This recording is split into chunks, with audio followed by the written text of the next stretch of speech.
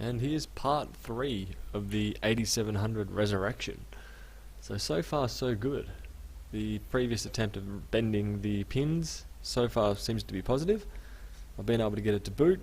I've been able to do a BIOS update on the ASRock B360M Pro 4 motherboard. So far so good. The only real dilemma I've got at the moment is about 1 in 5 cold boots it will lock up on me, or it won't post, no display, nothing. Clear the CMOS from there and away it goes. So at the minute I've been just stressing it out, testing it. Granted, I've only got a 65 watt cooler on there, which in turbo mode this processor does not like, but that was also one of the dilemmas this had from the factory when it first came out, so I don't blame it on the actual damage to the chip.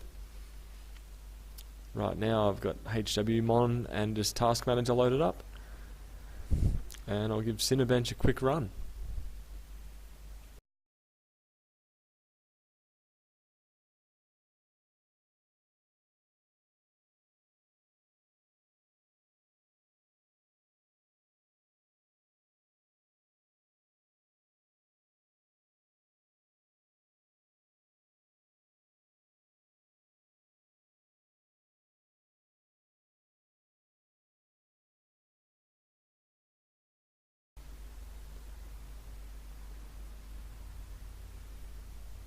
So the CPU utilization's pretty correct. The temperatures do get a bit toasty, but that's what happens when you use a stock cooler. So overall, and also the Cinebench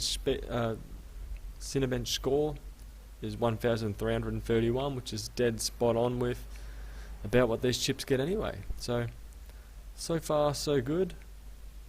Long-term use is quite unknown, but very happy with something that was going to get thrown out. Anyway, I'll catch you later.